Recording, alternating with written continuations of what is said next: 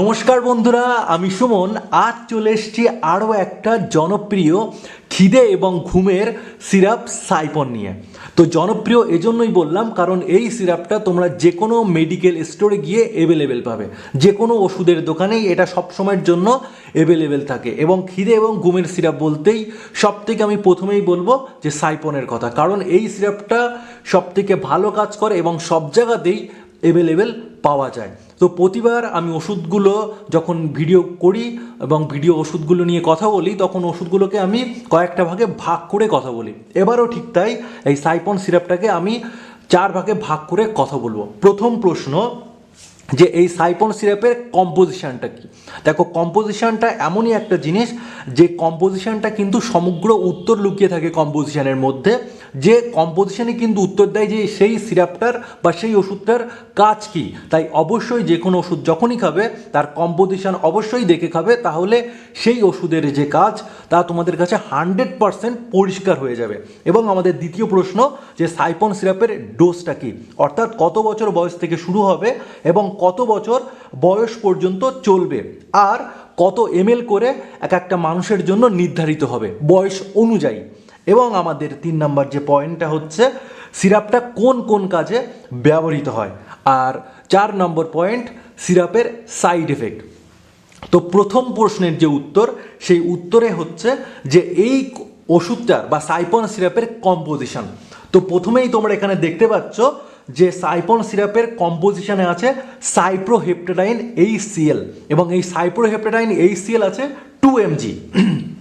দ্বিতীয় তোমরা দেখতে পাচ্ছ যে ট্রাইকোলাইন সাইট্রেট, এবং এই ট্রাইকোলাইন সাইট্রেট আছে 275 mg। আর 3 নম্বর যে তোমরা কম্পোজিশন দেখতে পাচ্ছ সেটা হলো সরবিটল, এবং এই সরবিটল আছে 2 গ্রাম। এখন আমরা জানবো যে এই সাইপ্রোহেপটেডিনের কাজটা কি। অ্যাকচুয়ালি সাইপ্রোহেপটেডিন যে কাজটা করে সেটাই কিন্তু খিদে তৈরি করে, ওটাই কিন্তু সাইপ্রোহেপটেডিনের খিদে তৈরি করে, এবং খিদে তৈরি করার পাশাপাশি আমাদের শরীরে কিন্তু ঘুমটাকে নিয়ন্ত্রণ করে। তো এটাই হচ্ছে সাইপ্রোহেপটেডিনের কাজ।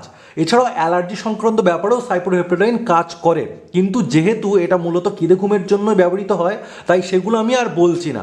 তো এটা সম্পূর্ণভাবে কিন্তু সাইপ্রোহেপটেডিন কিন্তু খিদে তৈরি করে, এবং যাদের ঘুমের সমস্যা আছে সেই ঘুমটাও তৈরি করে। অনেক সময় দেখা যায় যে সকালে খাওয়ার পর দুপুরে ঠিকমতো খিদে পাচ্ছে না বা খেতে পাচ্ছে না, তাদের ক্ষেত্রে কিন্তু এই সাইপ্রোহেপটেডিন খুব গুরুত্বপূর্ণ। এবং অনেকের দেখা যায় যে খিদে হচ্ছে কিন্তু ঘুম হচ্ছে না, তাদের ক্ষেত্রেও কিন্তু এই সাইপন খুব গুরুত্বপূর্ণ। আবার অনেকের এটাও দেখা যায় যে খিদে হচ্ছে কিন্তু খেতে ঠিক মতো পারছে না, মানে একটুখানি খাওয়ার পরেই পেটটা ভরে আসছে, তাদের ক্ষেত্রেও কিন্তু এই সাইপ্রোহেপটেডিন খুবই গুরুত্ব রাখে। আমাদের এই সাইপন সিরাপের দ্বিতীয় যে কম্পোজিশনটা সেটা হলো ট্রাইকোলাইন সাইট্রেট, এবং তোমরা দেখতে পাচ্ছ এই ট্রাইকোলাইন সাইট্রেট আছে এখানে 275 mg। এবার আসবো এই ট্রাইকোলাইন সাইট্রেটের কাজটা কি। ট্রাইকোলাইন সাইট্রেট মূলত পিত্ত অ্যাসিড তৈরি করে এবং লিভার সহ সমগ্র শরীর থেকে কোলেস্ট্রলের মাত্রা নিয়ন্ত্রণ করে, বা আমাদের শরীরে যে কোলেস্ট্রল বেড়ে যায় সেই কোলেস্ট্রল কমাতেই কিন্তু ট্রাইকোলাইন সাহায্য করে।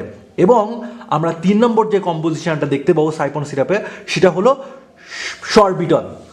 তো এই সরবিটলের কাজটা কি।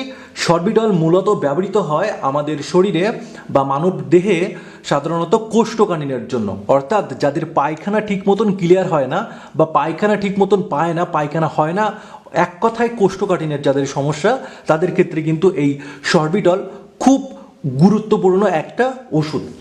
তো এবার আমরা আসব সিরাপের ডোজ নিয়ে, অর্থাৎ কত বছর বয়স থেকে শুরু হবে এবং কত বছর বয়স পর্যন্ত এই সিরাপটি চলবে, আর কত এমএল করে এক একটা মানুষের জন্য চলবে। তো এই যে ডোজ, এটা কিন্তু নির্ধারিত হয় একটা মানুষের বয়স এবং রোগ অনুযায়ী নির্ধারিত হয়।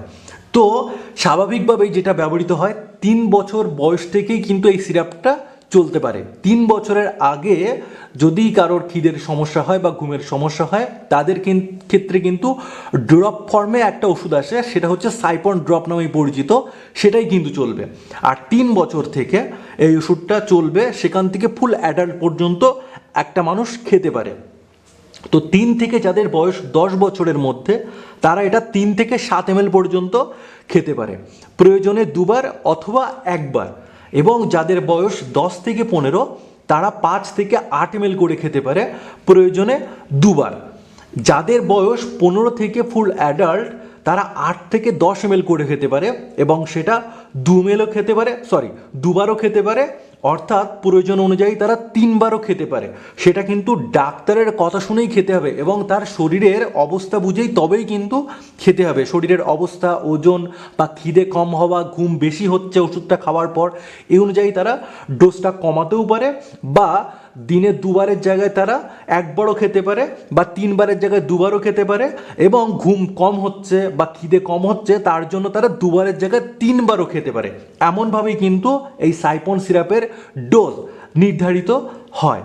এবার আসবো যে সিরাপটা কোন কোন কাজে ব্যবহৃত হয়। আমরা প্রথমেই যখন কম্পোজিশন নিয়ে আলোচনা করেছিলাম তখনই আমরা বলেছিলাম যে সাইপ্রোহেপটাডিন খিদে বৃদ্ধি করে এবং ঘুমটাকে নিয়ন্ত্রণ করে বা ঘুম ঠিকঠাক করায়। এই কাজেই কিন্তু সাইপ্রোহেপটাডিন ব্যবহৃত হয়। তার মানে এই সিরাপটা কিন্তু সম্পূর্ণভাবে খিদে এবং ঘুমের কাজ করতে ব্যবহৃত হয়। তাছাড়াও যাদের পায়খানার সমস্যা আছে তাদের ক্ষেত্রেও ব্যবহৃত হয়, যাদের কোলেস্ট্রলের মাত্রা বৃদ্ধি পাচ্ছে তাদের ক্ষেত্রেও ব্যবহৃত হয়। তো এটা কিন্তু লিভার ফাংশনটাকেও ভালো রাখে। যেহেতু এখানে প্রথমেই আমি তোমাদেরকে যখন কম্পোজিশন নিয়ে আলোচনা করছিলাম সেখানে আমি বলেছিলাম যে ট্রাইকোলাইন সাইট্রেট কিন্তু পিত্ত অ্যাসিড তৈরি করে এবং লিভারে কোলেস্ট্রলের মাত্রা কিন্তু নিয়ন্ত্রণ করে। সুতরাং এটা কিন্তু লিভারের উপরেও কিন্তু খুব ভালো কাজ করবে, যেহেতু সাইপন সিরাপের মধ্যে ট্রাইকোলাইন সাইট্রেট আছে। এবং আমাদের লাস্ট যে প্রশ্নটা ছিল বা পয়েন্টটা ছিল সেটা হলো সাইপন সিরাপের সাইড এফেক্ট। সাইপন সিরাপের মূলত সাইড এফেক্ট খুবই কম। যদি কারোর খিদে বা ঘুমের সমস্যা না থাকে তারা যদি এই সাইপন সিরাপ নেয় তাহলেও কিন্তু তাদের ক্ষেত্রে দেখা যায় এই সিরাপের কিন্তু কোনো প্রভাব, পার্শ্ব প্রতিক্রিয়া বা সাইড এফেক্ট তেমন পড়তে দেখা যায় না। তো বন্ধুরা, এই পর্যন্তই সাইপন সিরাপের ভিডিওটা। তো আমার যতটুকু জানা ছিল তোমাদেরকে জানালাম। তারপরও যদি তোমাদের কোনো প্রশ্ন থাকে অবশ্যই তোমরা কমেন্ট বক্সে প্রশ্ন তুলো তোমাদের। সেই প্রশ্ন নিয়ে সেই প্রশ্ন সমেত উত্তর নিয়ে আমি এই চ্যানেলে আবারও হাজির হয়ে যাব। তো চ্যানেলটাতে যদি তোমরা নতুন হয়ে থাকো, প্রথম হয়ে থাকো, তাহলে অবশ্যই চ্যানেলটা কিন্তু সাবস্ক্রাইব করতে ভুলো না। আর ভিডিওটা যদি ভালো লাগে অবশ্যই একটা লাইক করে দিও। আর এই রকম মেডিসিন রিলেটেড ভিডিও যদি তোমরা আরও পেতে চাও তাহলে প্রথমেই বলেছি যে সাবস্ক্রাইব করতে হবে, তো অবশ্যই সাবস্ক্রাইব করে দিও। টাটা বন্ধুরা।